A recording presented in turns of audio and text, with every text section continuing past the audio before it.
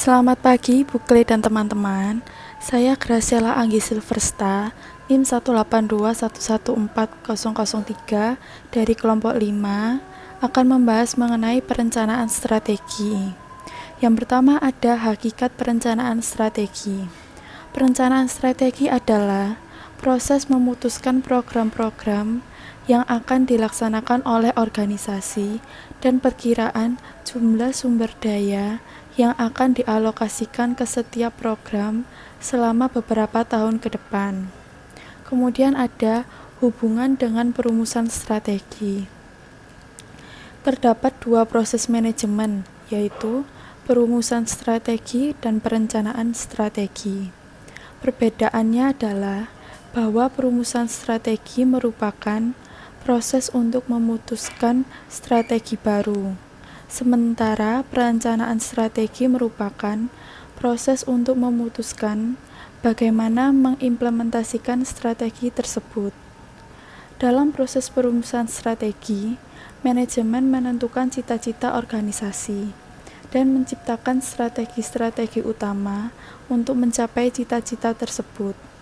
Proses perencanaan strategi kemudian mengambil cita-cita dan strategi yang telah ditentukan tersebut dan mengembangkan program-program yang akan melaksanakan strategi dan mencapai cita-cita tersebut secara efisien dan efektif. Dokumen yang menjelaskan bagaimana keputusan strategis akan diimplementasikan adalah rencana strategis.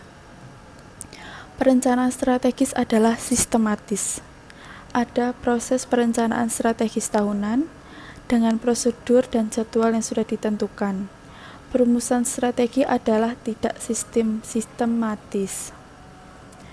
Evolusi dari perencanaan strategi. 50 tahun yang lalu, proses perencanaan strategi di hampir semua organisasi adalah tidak sistematis.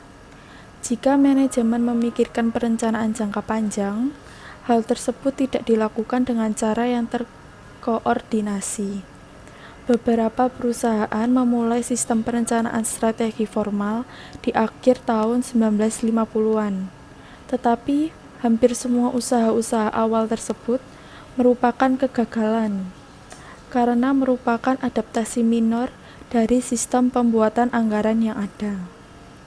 Dengan berjalannya waktu, manajemen mengambil pelajaran dari pengalaman mereka, bahwa tujuannya adalah untuk mengambil pilihan yang sulit di antara program-program alternatif yang ada, dan bukan untuk mengekstrapolasi angka-angka serinci anggaran. Waktu dan usaha sebaiknya ditujukan lebih banyak pada analisis dan diskusi informal, dan relatif lebih sedikit untuk pekerjaan-pekerjaan kertas, dan fokus sebaiknya pada program itu sendiri dan bukannya pada pusat tanggung jawab yang melaksanakannya. Pada saat ini, banyak organisasi menghargai keunggulan dari pembuatan rencana untuk 3 atau 5 tahun ke depan. Praktik menyatakan rencana tersebut dalam dokumen atau model formal adalah luas, tetapi bukan berarti diterima secara universal. Jumlah rincian secara umum jauh lebih sedikit dibandingkan dengan rencana strategis pada tahun 1950-an. Sekian dari saya, terima kasih. Saya Kevin Gan, NIM 18211415. Saya akan membawakan materi mengenai manfaat dan keterbatasan dari perencanaan strategi. Suatu proses perencanaan strategi formal dapat memberikan kepada organisasi yang pertama adalah kerangka kerja untuk mengembangkan anggaran tahun, yang kedua alat pengembangan manajemen, yang ketiga mekanisme untuk memaksa manajemen agar memikirkan jangka panjang mengenai organisasi, yang keempat alat untuk mengajarkan manajemen atau manajer dengan strategi jangka panjang perusahaan. Selanjutnya, penjelasan mengenai kerangka kerja untuk pengembangan anggaran. Kerangka kerja untuk pengembangan anggaran. Suatu anggaran proses memerlukan komitmen sumber daya untuk tahun mendatang. Karena itu, penting bagi manajemen untuk membuat komitmen mengenai bagaimana arah organisasi untuk beberapa tahun ke depan. Dengan demikian, Manfaat penting dalam pembuatan rencana strategi adalah dapat memfasilitasi perumusan dari anggaran, operasi efektif dan berguna bagi organisasi. Yang kedua adalah penjelasan mengenai alat pengembangan manajemen. Perencanaan strategi formal adalah alat pendidikan dan pelatihan manajemen yang unggul dalam melengkapi para manajer dengan suatu pemikiran tentang strategi dan implementasinya mengenai cara-cara dalam mengembangkan organisasi. Yang ketiga adalah penjelasan mengenai mekanisme untuk memaksa manajemen memikirkan jangka panjang. Para manajemen cenderung lebih khawatir mengenai masalah taktis dan pengelolaan bisnis secara rutin dibandingkan dengan pemikiran mengenai penciptaan masa depan mengenai karir dari organisasi tersebut. Sehingga perlu ada pemaksaan kepada manajemen atau manajer dalam menyediakan waktu dalam memikirkan apa yang dapat dilakukan organisasi untuk jangka panjang demi menjalankan kegiatan-kegiatan proses bisnis tersebut. Selanjutnya adalah alat untuk menjajarkan manajer dengan strategi korporat. Debat, diskusi, dan negosiasi yang terjadi selama proses perencanaan mengklarifikasi strategi korporat, menyatukan dan menjajarkan manajer dengan strategi semacam itu, dan mengungkapkan implikasi dari strategi korporat bagi manajer individual. Perubahan yang direncanakan dalam program langsung mungkin memerlukan perubahan dalam ukuran dari program pendukung, misalnya seperti penelitian dan pengembangan, administratif, dan dipertimbangkan secara terpisah. Selanjutnya adalah keterbatasan. Terdapat kekurangan dan kelebihan dalam perencanaan strategi. Seperti yang pertama adalah selalu adanya bahaya bahwa perencanaan strategi akan berakhir menjadi pengisian formulir, latihan birokrasi tanpa pemikiran mengenai strategi-strategis dalam organisasi. Yang kedua adalah organisasi mungkin menciptakan departemen dan mendelegasi rencana kepada para staf dan manajemen dan juga mengabaikan input dari manajemen ini mengenai hal-hal yang akan terjadi atau hal-hal yang akan dilakukan oleh organisasi pada masa yang akan datang. Yang ketiga adalah perencanaan strategis mungkin akan memakan waktu yang lama dan memerlukan biaya yang mahal. Selanjutnya, karakteristik yang diinginkan organisasi dalam rencana strategi formal. Yang pertama itu adalah top manajemen yakin bahwa perencanaan strategis adalah penting. Yang kedua, organisasi tersebut relatif besar dan rumit. Adanya ketidakpastian yang cukup besar tentang masa depan organisasi tersebut, tetapi organisasi memiliki fleksibilitas untuk menyesuaikan dengan situasi yang berubah-ubah. Selanjutnya adalah struktur dan isi program. Dalam organisasi jasa, program cenderung berkaitan dengan jenis jasa yang diberikan oleh entitas tersebut. Seperti contoh, pemerintah federal membagi aktivitas menjadi 10 program utama. Dalam organisasi jasa, multi-unit seperti jaringan hotel, setiap unit atau setiap wilayah geografis mungkin merupakan suatu program. Rencana biasanya mencakup periode 5 tahun ke depan. 5 tahun adalah periode yang cukup untuk mengestimasi konsekuensi dari keputusan program yang dibuat saat ini. Konsekuensi keputusan tersebut dikembangkan dan dipasarkan untuk memperoleh aktivitas modal atau aktiva modal, sehingga mungkin tidak dapat dipasarkan pada periode sekarang karena ketika terjadinya keputusan untuk mengembangkan dan dipasarkan, maka perusahaan atau organisasi tersebut akan merasakan hasil atau impact-nya ketika jangka dalam waktu 5 tahun, tidak pada jangka waktu yang terdekat atau jangka pendek. Ya, selanjutnya saya Daniel Pratama 518-027. Saya akan menjelaskan tentang hubungan organisasi. Proses perencanaan strategi melibatkan manajemen senior dan manajemen atau manajer dari unit bisnis atau pusat tanggung jawab utama lainnya, dibantu oleh staf mereka. Dan tujuan utamanya itu adalah memperbaiki komunikasi antara eksekutif korporat dan eksekutif unit bisnis dengan cara yang menyediakan rangkaian aktivitas terjadwal dan rencana yang disetujui bersama manajer dan departemen-departemen individual yang lain. Kemudian gaya manajemen puncak. Perencanaan strategi itu adalah suatu proses manajemen dan cara pelaksanaannya itu tergantung pada gaya dari CEO atau manajer puncak. Nah, beberapa CEO itu memilih untuk mengambil keputusan tanpa manfaat dari alat perencanaan formal. Nah, di beberapa perusahaan yang lain itu CEO juga menginginkan beberapa rencana keseluruhan untuk alasan-alasan yang telah dinyatakan sebelumnya, tetapi secara temperamen menghindari pekerjaan-pekerjaan rutin atau yang disebut paperwork. Di perusahaan-perusahaan lainnya, ini manajemen senior lebih memilih analisis dan dokumentasi yang ekstensif atas rencana, dan dalam perusahaan-perusahaan ini, bagian formal dari sistem relatif terperinci. Kemudian menganalisis usulan-usulan program baru ini, yang pertama, ide-ide terkait program baru dapat berasal dari manapun dalam organisasi, itu bisa dari CEO langsung, atau mungkin bisa dari staf perencanaan kantor pusat, atau dari berbagai bagian organisasi yang beroperasi di organisasi tersebut atau suatu perusahaan. Kemudian usulan-usulan untuk program pada intinya itu bersifat reaktif atau proaktif. Nah, yaitu muncul sebagai reaksi terhadap ancaman yang dirasakan oleh suatu perusahaan atau organisasi. Seperti kayak meluncurnya itu produk baru dari pesaing, terus ada atau mungkin inisiatif dari perusahaan itu sendiri untuk selalu memperbaharui diri, untuk selalu berkualitas, untuk kedepannya itu semakin berkualitas. Kemudian analisis investasi modal.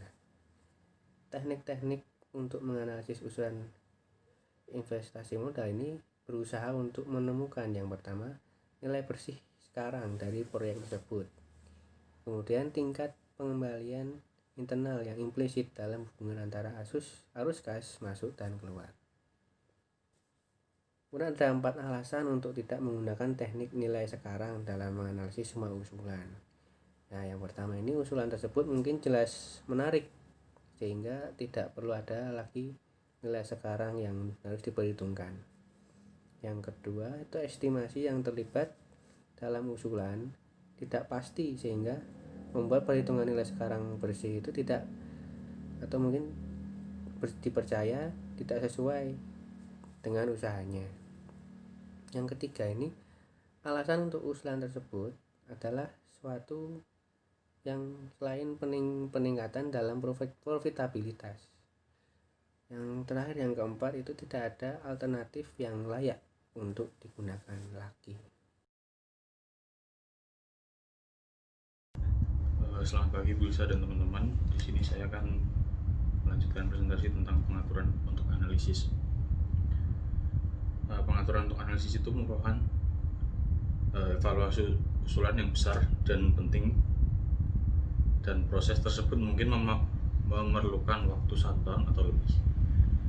Untuk usulan yang kecil pun, sejumlah besar diskusi biasanya terjadi antara pengusul dan staf kantor pusat.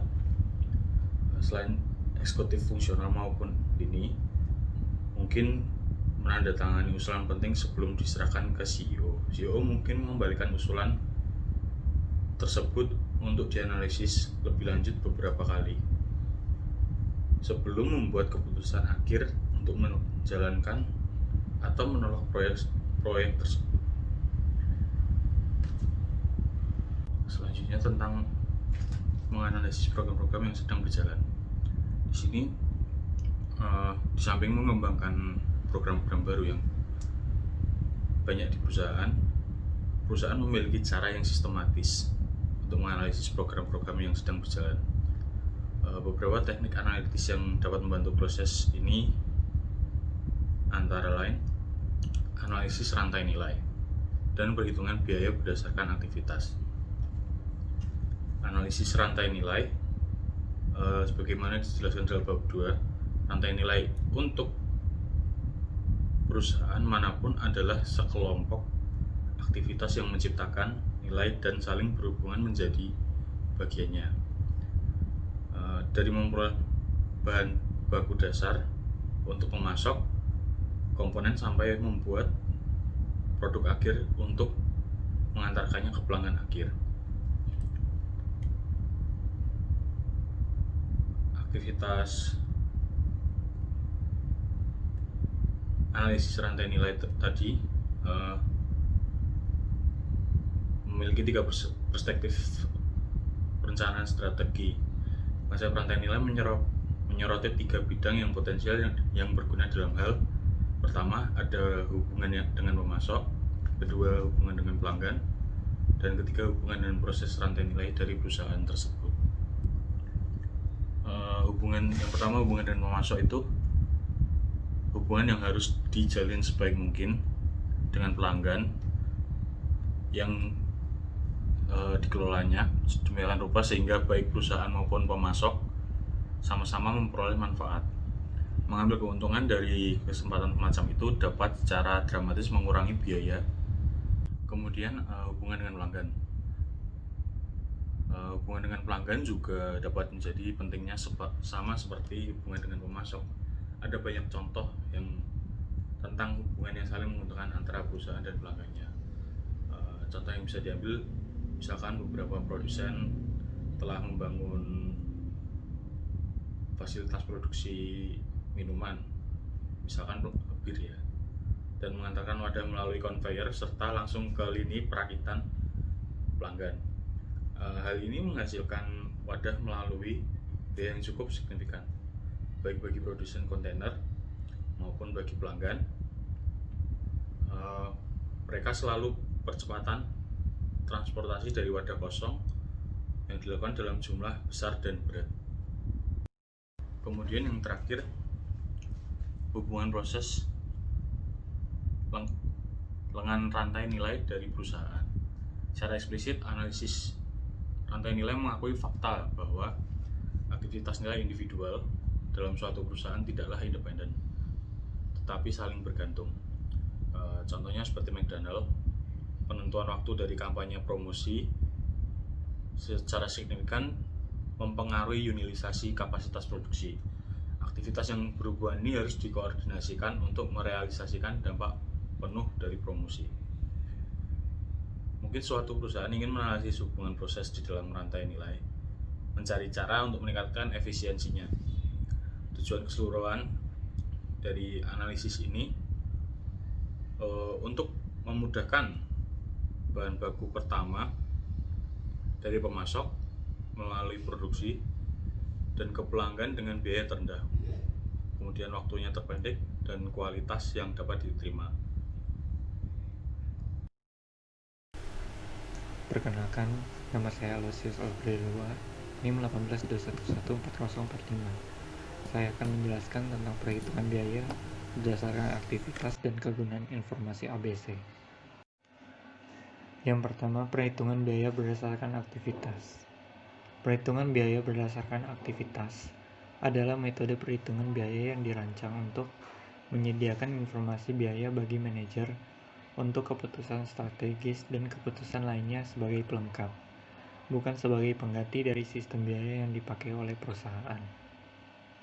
Activity-based cost system adalah sistem informasi biaya berbasis aktivitas yang didesain untuk memotivasi personel dalam melakukan pengurangan biaya dalam jangka panjang melalui pengelolaan aktivitas. Aktivitas adalah kegiatan apapun yang mengakibatkan konsumsi bahan baku overhead. Pool biaya aktivitas adalah sebuah wadah di mana biaya diakumulasikan dan berkaitan dengan sebuah pengukuran aktivitas tunggal dalam sistem ABC. Ukuran aktivitas atau activity measure adalah basis alokasi dalam sebuah sistem perhitungan biaya berdasarkan aktivitas.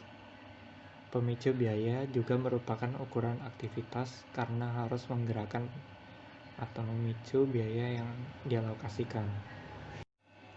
Ada dua jenis ukuran aktivitas, yaitu penggerak transaksi dan penggerak durasi. Penggerak transaksi adalah hitungan sederhana tentang berapa kali suatu aktivitas terjadi, seperti jumlah tagihan yang dikirimkan kepada pelanggan. Penggerak durasi adalah pengukur waktu yang diperlukan untuk melakukan suatu aktivitas, seperti waktu yang digunakan untuk menyiapkan tagihan. Yang kedua, penggerak durasi merupakan ukuran yang lebih akurat dibandingkan dengan transaksi, tetapi diperlukan usaha untuk mencatatnya sehingga penggerak transaksi lebih banyak digunakan. Atribut aktivitas adalah informasi keuangan dan non-keuangan yang mendeskripsikan aktivitas individual. Atribut digunakan bergantung pada tujuannya. Contoh atribut aktivitas yang berhubungan dengan tujuan perhitungan biaya meliputi berbagai sumber daya yang digunakan, jumlah waktu yang dihabiskan oleh pekerja untuk suatu aktivitas, objek biaya menggunakan output aktivitas, ukuran dari output aktivitas, dan nama aktivitas. Selanjutnya, kegunaan informasi ABC. ABC atau Activity Based Costing digunakan sebagai proses perencanaan strategi guna untuk memberikan wawasan yang berarti. ABC dapat menunjukkan, yang pertama, bahwa produk rumit dengan banyak komponen terpisah memiliki biaya desain dan produksi yang lebih tinggi dibandingkan dengan produk yang lebih sederhana. Yang kedua, bahwa produk dengan volume rendah memiliki biaya per unit yang lebih rendah dibandingkan dengan bervolume lebih tinggi. Yang ketiga, bahwa produk dengan banyak persiapan atau banyak permintaan perubahan teknik memiliki biaya unit yang lebih tinggi dibandingkan dengan produk lain. Yang keempat, bahwa produk dengan siklus hidup yang pendek memiliki biaya per unit yang lebih tinggi dibandingkan produk-produk lain.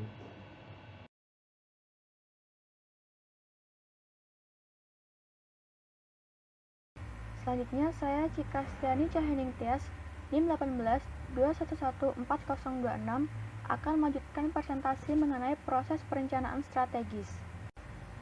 Proses perencanaan strategis dibagi menjadi ke dalam 6 langkah. Langkah yang pertama yaitu meninjau dan memperbaharui rencana strategis dari tahun lalu.